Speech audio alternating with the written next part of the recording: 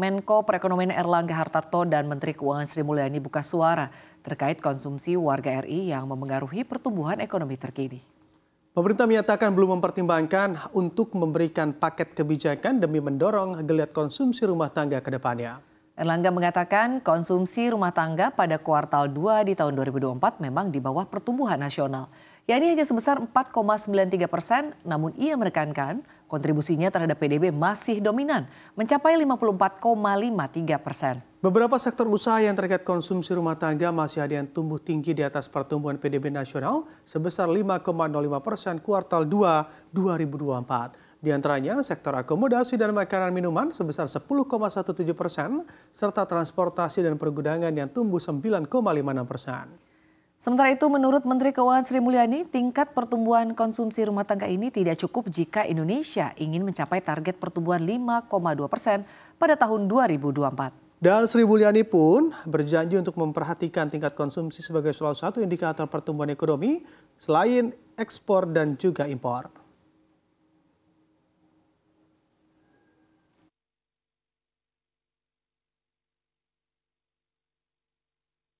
Saat ini BPS menyampaikan growth di kuartal kedua yang cukup baik, yang masih cukup baik dan memiliki momentum yang harus kita jaga.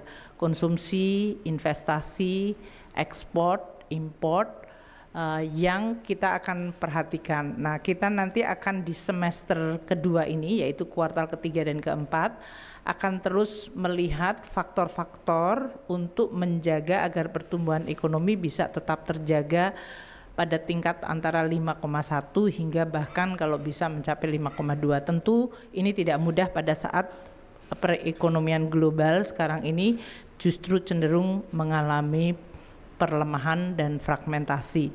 Nah, ini yang kami bersama Pak Menko Perekonomian nanti dengan arahan Bapak Presiden Jokowi akan melakukan beberapa langkah kebijakan-kebijakan untuk 2024. Jadi ini masuk dalam APBN 2024, Mas Yan.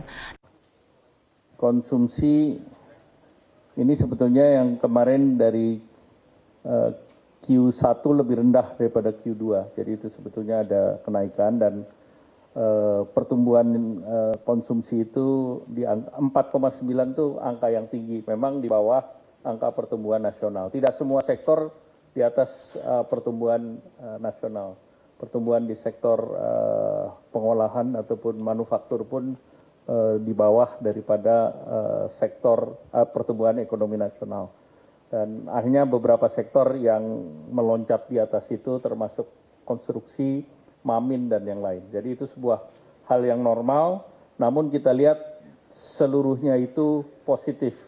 Dan tentu kalau kita bandingkan negara kita dibandingkan negara lain secara relatif angka itu pun tinggi. Dan kontribusinya pun masih dominan. Konsumsi masih 54,53% dari total PDB.